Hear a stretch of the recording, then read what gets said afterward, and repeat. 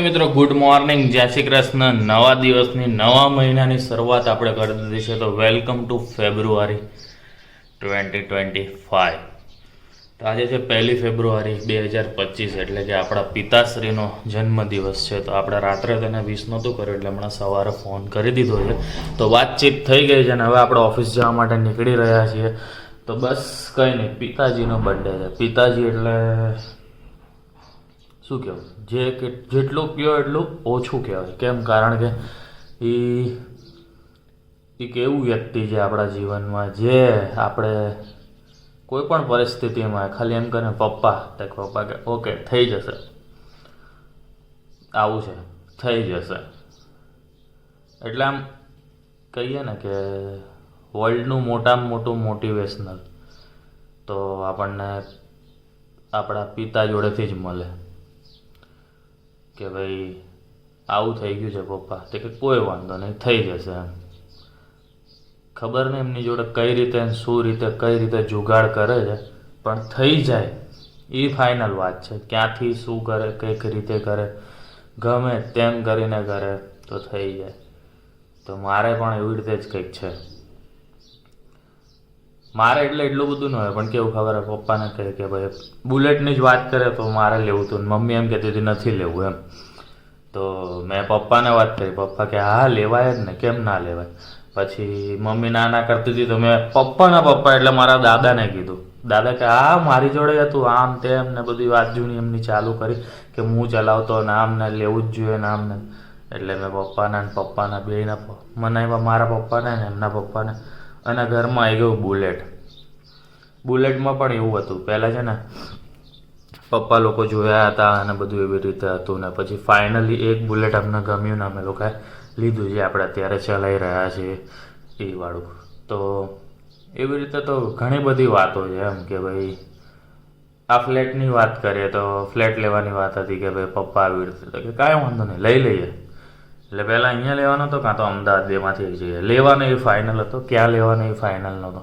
તો હું અહીંયા ટ્રાન્સફર થઈ ગયો હતો. એટલે પપ્પા કે કામ કર, અમારે તો અહીંયા છે તો તું ત્યાં લઈ લે, કારણ કે લગ્ન થાય તો પછી તારે રહેવા જોઈએ, ખોટું ભાડે લેવું એના કરતાં પોતાનું.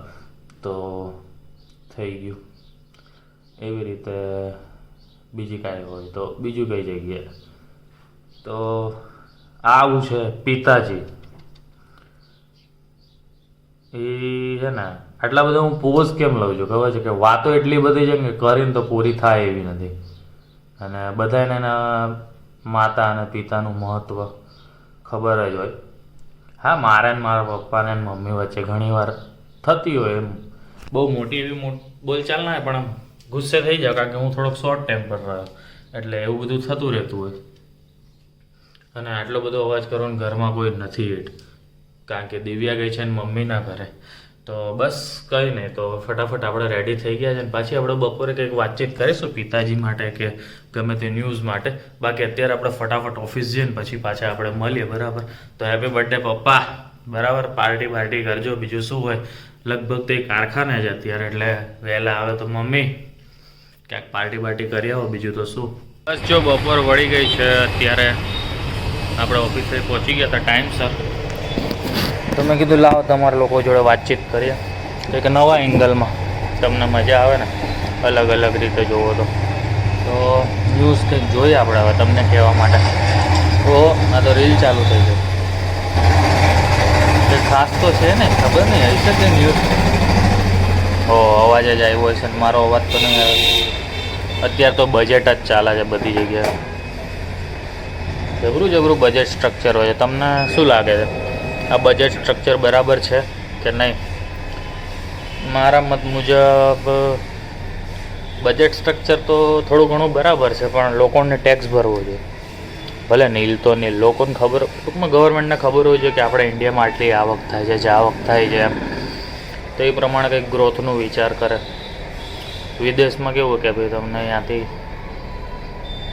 મેડિકલ છે, પછી અમુક ફેસિલિટીઝ હોય ને બધી ફ્રી હોય, ટેક્સ પેયર હોય ને. તો હજી ઇન્ડિયામાં એવું બધું ચાલુ નથી થયું, કારણ કે મોસ્ટ પ્રોબેબલી લગભગ 20% જેટલા કે એમાં જ લોકો ટેક્સ ભરતા હશે.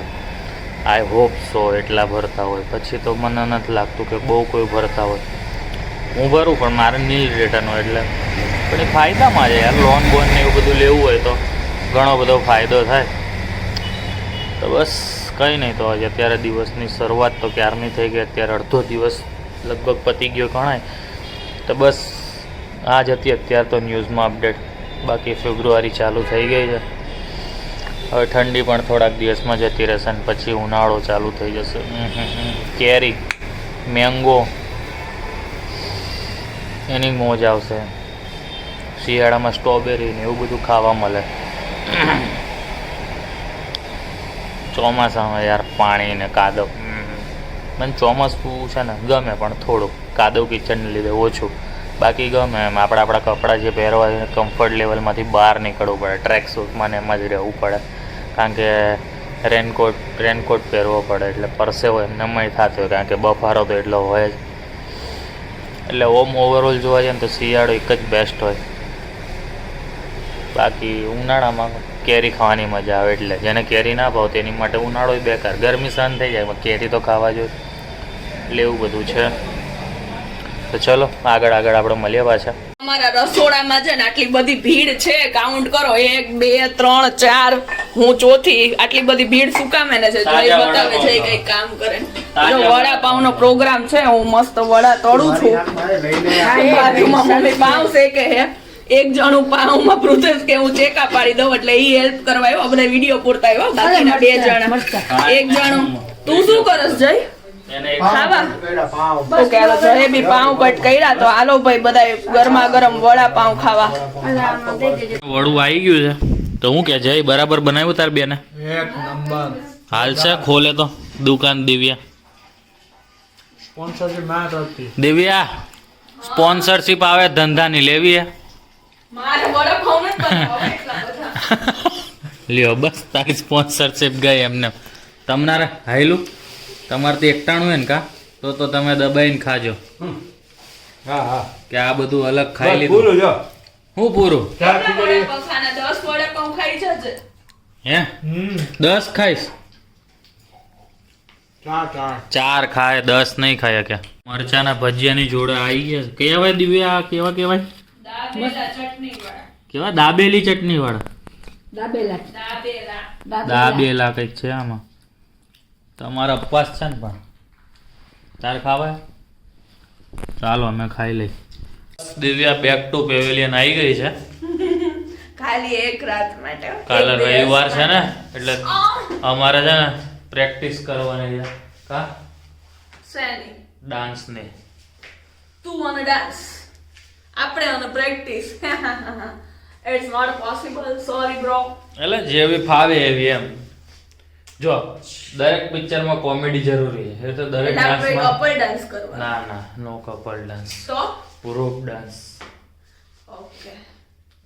એમાં શું હોય, મારો ડાન્સ એક કોમેડી કલાકાર તરીકે હોય, એ હું તને પહેલેથી કહી દઉં કે તું જો મારી ઉપર એટલી એક્સપેક્ટેશન રાખતી હોય, એટલે હું તને ઈ જ કહું છું, તું મારું પાર્ટનર જો, એટલે મારી ઇજ્જત રાખજે.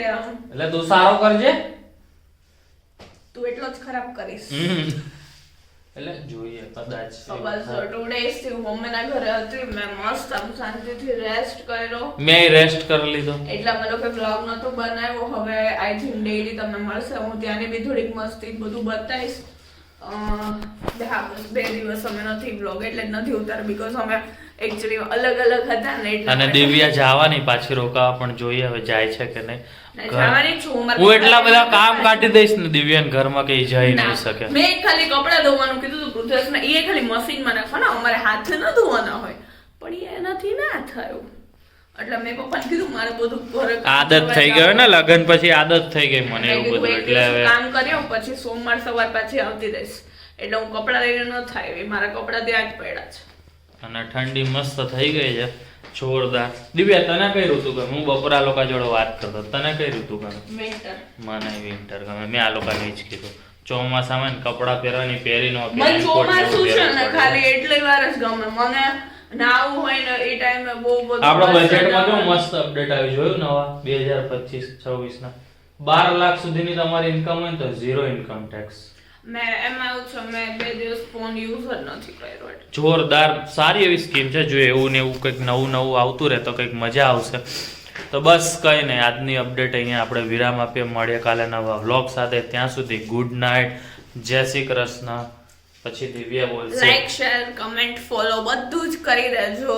વી નીડ યોર લવ. બાય. હું આમ ક્યારનો વિચારું પાછળથી આમ પ્રકાશ કેમ આવે પણ ઝુમર ચાલુ, મેં કીધું ઇફેક્ટ મસ્ત આવે, સ્ટુડિયો લાઈટ જેવું લાગે જો આમ બેકગ્રાઉન્ડમાં પણ light હોય. બસ હવે આપણે બાય બાય. ચલો ગુડ નાઇટ.